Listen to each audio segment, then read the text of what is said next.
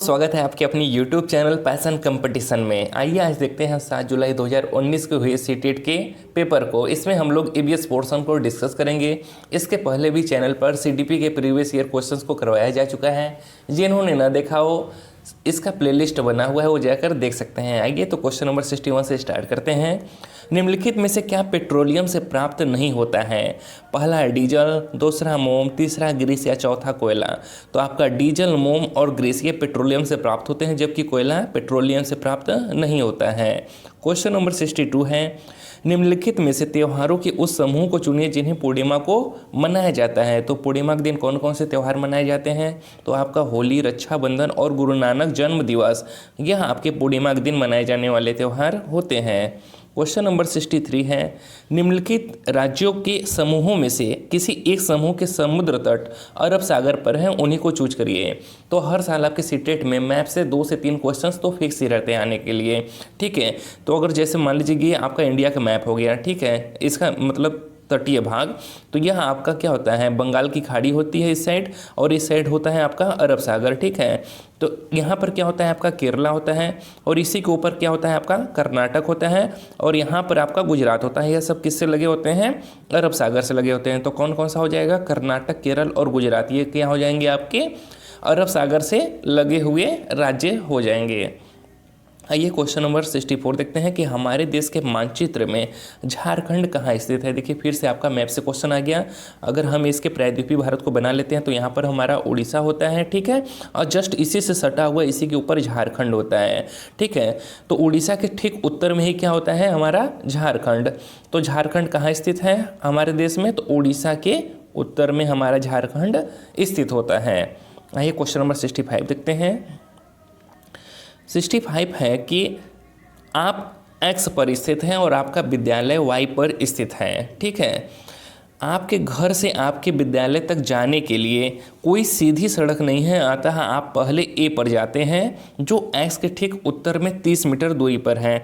अगर मान लीजिए आप कहाँ पर हैं, आप यक्स पर हैं, तो आपको कहाँ जाना है? इसके ठीक उत्तर में ये हो जाएगा। आपको डायरेक्शन का तो ज्ञान होगा ही कि इधर क्या होता है, कि इधर आपका पूरब होता है, इधर पश्चिम होता है, इधर उत्तर होता है, और इधर क्या होता है, आपका दक्षिण होता है, ठीक है। तो आप क्या कह रहा है क्वेश्चन कह रहा है कि आप एक्स के ठीक उत्तर में जाते हैं, कहाँ? ए पर, कितना? 30 मीटर जाते हैं, ठीक है।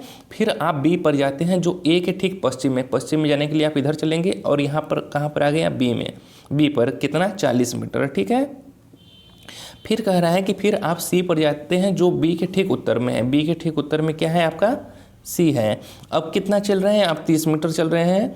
फिर कह रहा है कि और अंत में आप वाई पर अपने विद्यालय पहुँचते हैं जो सी के ठीक पश्चिम में, फिर पश्चिम में चलना है और कहाँ पर? वाई पर पहुँचेगा, और ये क्या है? आपका विद्यालय है, ठीक है। इस बार कितना चले हैं आप? 30 मीटर फिर चले हैं।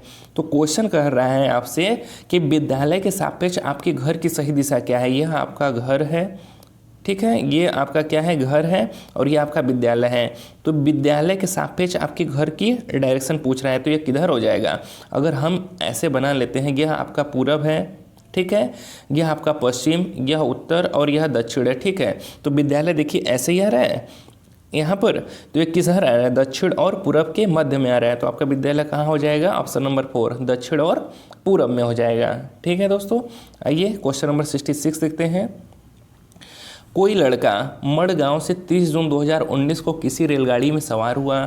यह रेलगाड़ी 9:45 बजे मड़गांव से चली तथा अगले दिन 7:15 नगर कोइल पहुंची। यदि इस समय अंतराल में रेलगाड़ी द्वारा तय की गई दूरी 1140 किलोमीटर है तो रेलगाड़ी की औसत चाल क्या थी?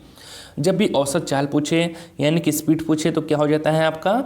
दूरी बट्टा समय, ठीक है। औसत चाल बराबर क्या होता है? औसत दूरी बट्टा औसत समय। औसत दूरी हमें पता है कितना? 1140 किलोमीटर, और हमको टाइम चाहिए, तो टाइम निकाल लेते हैं। पहले कितना दे रहा है? 9:45, तो 24 घंटे में से जब हम 9:45 को घटाएंगे, ठीक है, क्या करेंगे? क्वेश्चन को इजी बनाने के लिए हम लोग क्या करेंगे? 24 घंटे में से 9:45, तो 24 घंटे को 23 घंटा 60 मिनट भी लिख सकते हैं, यही 24 घंटा हो जाएगा। इसमें से क्या करेंगे? 9:45 इसको माइनस करेंगे, तो क्या हो जाएगा? 10 में से 5 गया 5, 5 में से 4 गया 1, ठीक है। और प्लस यहाँ पर 23 में से 9 जाएगा तो कितना आ जाएगा 14, यानी कि 14 घंटा 15 मिनट आ गया। और अगले दिन कितना चल रहा है 7:15, यानी कि 7 घंटा 15 मिनट चल रहा है। तो इसमें जोड़ देंगे 14 घंटा 15 मिनट में 7 घंटा 15 मिनट जोड़ेंगे तो कितना आ जाएगा हमारा, आ जाएगा आपका हो जाएगा 21 घंटा, ठीक है 30 मिनट। यह टोटल दूरी चल रहा है, ठीक है, टोटल समय आपका निकल गया कितना 21 घंटा 30 मिनट। और दूरी पता ही है तो निकाल लेते हैं। स्पीड क्या हो जाएगा, यहाँ पर स्पीड क्या हो जाएगा आपका 1140 में डिवाइड करवाएंगे आप 21 घंटा 23 मिनट से, ठीक है। तो 21.5 घंटे से जब आप डिवाइड करवाएंगे तो आपको कितना आ जाएगा, आंसर आ जाएगा आपका 53.52, ठीक है। चूँकि 54 आंसर दिया नहीं है तो इसलिए हमारा आंसर क्या हो जाएगा 53 किलोमीटर प्रति घंटा। इसी को आयोग ने सही माना हुआ भी है, ठीक है। तो आपका सही आंसर क्या हो जाएगा 53 किलोमीटर प्रति घंटा, ठीक है। आइए नेक्स्ट क्वेश्चन देखते हैं, क्वेश्चन नंबर 67। हमारे देश के एक जंगल में उस जंगल के लोगों यानी कि आदिवासियों द्वारा खेती के लिए जमीन ग्राम सभा पंचायत द्वारा एक विशेष मात्रक यूनिट अथवा इकाई में, जिसे टीन कहते हैं, आवंटित की जाती है। तो यहाँ पर पूछ रहा है कि वह टीन क्या है। वह टीन क्या है, पहला है वह भूमि जिसकी बीमाएँ 100 मीटर गुणे 100 मीटर है। दूसरा वह भूमि जिस पर कोई किसान एक टीन बीज बोता है। या तीसरा वह भूमि जिससे कोई किसान एक टीन बीज उत्पन्न करता है। या चौथा यह भूमि का मात्रक है जिसकी अभिकल्पना विशेष रूप से जंगल के किसानों के लिए की गई है। तो इसका सही जवाब है आपका ऑप्शन नंबर 2, वह भूमि जिस पर कोई किसान एक टीन बीज बोता है। टीन वह भूमि है जिस पर कोई किसान क्या करता है, एक टीन बीज बोता है। इसे टीन खेती भी कहते हैं। यह खेती भारत के पूर्वोत्तर राज्य मिजोरम में की जाती है। इस खेती का निर्णय लॉटरी निकाल कर होता है। जिसका नाम पहले निकलता है वह अपने सामर्थ्य अनुसार एक टीन जमीन मांग लेता है। इस प्रकार गांव के सभी परिवारों को खेती के लिए जमीन दी जाती है। इस खेती में किसी भी परिवार से जमीन के लिए झगड़ा नहीं होता है। आइए क्वेश्चन नंबर 68 देखते हैं कि नीचे दिए गए शहरों में से किस एक में रेत के पहाड़, जिन्हें रेत के टीले कहा जाता है, पाए जाते हैं। तो कहाँ पाया जाता है, वह आपका अबू धाबी में पाया जाता है। क्वेश्चन नंबर 69 है, हम सभी पुराने कुओं को देखते हैं।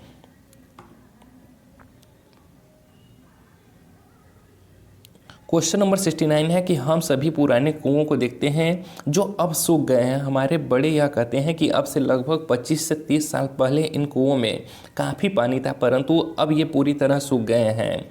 निम्नलिखित में से कुओं के सूखने के संभावित सही कारणों को चुनिए। पहला है कि जिन झीलों में वर्षा का पानी इकट्ठा होता था अब वहाँ नहीं है, सही बात है। दूसरा है कि पेड़ों, कुओं और आसपास के क्षेत्रों की ज़मीन अब कोल तार या सीमेंट से ढक गई, ये भी सही है। तीसरा है कुओं का कोई उपयोग नहीं करता क्योंकि हर घर में टोटियाँ लगी हैं, जी नहीं। चौथा है कि भूमिगत पानी को खींचने के लिए कई विद्युत मोटर चालित पंप लग गए हैं, सही बात है। यानी कि ए, बी और डी आपका सही है। तो ऑप्शन नंबर 4 सही हो जाएगा, ए, बी, डी, ठीक है, ऑप्शन नंबर 4। ये क्वेश्चन नंबर 70 देखते हैं। पर्यावरण अध्ययन में संकल्पनाओं और मुद्दों को विज्ञान और सामाजिक विज्ञान के विषय के रूप में नहीं रखा गया है, क्यों। पहला है सीबीएसई द्वारा पर्यावरण अध्ययन के पाठ्यक्रम को इसी प्रकार से निर्धारित किया गया है। दूसरा है इस आयु वर्ग के बच्चे अपने परिवेश को समग्र रूप में देखते हैं। तीसरा यह शिक्षण निगम की एक अच्छी युक्ति है। या चौथा यह पाठ्यक्रम के भार को कम करने के लिए है। तो इसका सही जवाब है ऑप्शन नंबर 2, क्योंकि इस आयु वर्ग के जो बच्चे होते हैं वो अपने परिवेश को समग्र रूप में देखते हैं, न कि उसे खंडों में तोड़ तोड़ कर देख पाते हैं कि नहीं यह विज्ञान का भाग है तो यह सामाजिक विज्ञान का भाग है तो यह ईवीएस का भाग है, बल्कि उसे क्या करते हैं एक समग्र रूप में देखते हैं। इसलिए क्या किया गया है, पर्यावरण अध्ययन में संकल्पनाओं और मुद्दों को विज्ञान और सामाजिक विज्ञान के रूप में नहीं रखा गया है। आइए क्वेश्चन नंबर 71 देखते हैं। निम्नलिखित में से कक्षा 1 और 2 के लिए पर्यावरण अध्ययन विषय के संदर्भ में सच है। पहला, पर्यावरण अध्ययन से संबंधित मुद्दों और संबंधों का संपादन भाषा के द्वारा होता है। दूसरा, पर्यावरण अध्ययन से संबंधित मुद्दों और संबंधों का संपादन भाषा और गणित के माध्यम से होता है।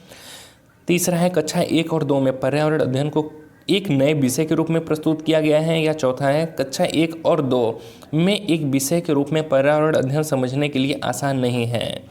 तो इसका सही जवाब है कि पर्यावरण अध्ययन में जो संबंधित मुद्दों को क्या किया गया है, भाषा और गणित के माध्यम से होता है। तो ऑप्शन नंबर 2 आपका सही हो जाएगा।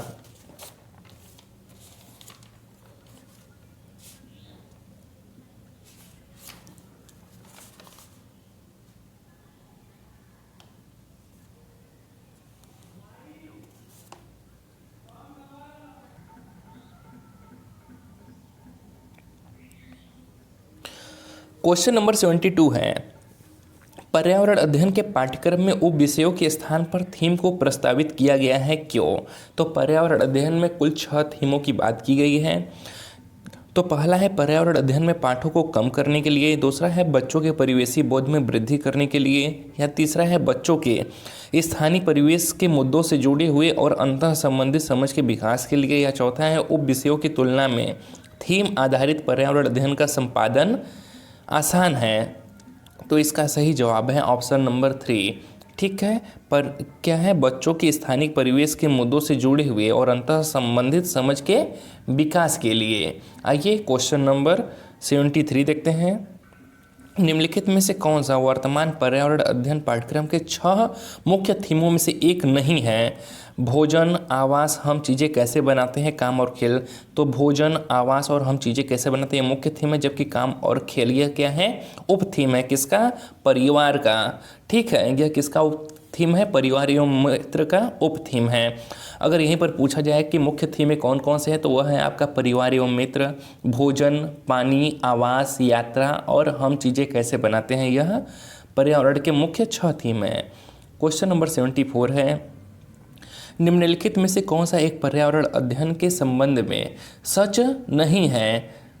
पहला है पर्यावरण अध्ययन की प्रकृति एकीकृत है, दूसरा पर्यावरण अध्ययन बाल केंद्रित अध्ययन है, तीसरा है पर्यावरण अध्ययन बच्चों को अपने परिवेश को खोजने का अवसर देता है, चौथा है पर्यावरण अध्ययन वर्णनों और परिभाषाओं पर बल देता है। तो यही गलत जवाब है, जबकि पहला, दूसरा और तीसरा सही है। ठीक है, यह केवल परिभाषा पर बल नहीं देता है, बल्कि क्या करता है, करके सीखने पर जोर देता है और बच्चे इसमें सक्रिय रूप से पार्टिसिपेट करते हैं। क्वेश्चन नंबर 75 है। क्वेश्चन नंबर 75 है कि निम्नलिखित में से क्या एक पर्यावरण अध्ययन में ज्ञान की रचना में बहुत ही महत्वपूर्ण है? पहला ए, बच्चों की सक्रिय भागीदारी। सही बात है। बच्चों के ज्ञान को शिक्षकों के ज्ञान से जोड़ना। जी नहीं। पर्यावरण अध्ययन को कक्षा की 4 दीवारी से बाहर जोड़ना। एकदम सही बात है। एनसीएफ भी इसकी बातें करते हैं। बच्चों के स्थानीय ज्ञान को विद्यालय के ज्ञान से संबंधित करना, यह भी सही बात है। इसका तो ऑप्शन नंबर ए, सी और डी सही हो जाएगा, यानी कि पहला सही है। ठीक है, बचे हुए 15 क्वेश्चंस को ईवीएस के हम लोग नेक्स्ट वीडियो में डिस्कस करेंगे। अगर वीडियो अच्छा लगा हो तो वीडियो को लाइक और चैनल को सब्सक्राइब करिएगा दोस्तों। इस चैनल पे आपको सभी सब्जेक्ट के प्रीवियस ईयर क्वेश्चंस करवाए जाएंगे।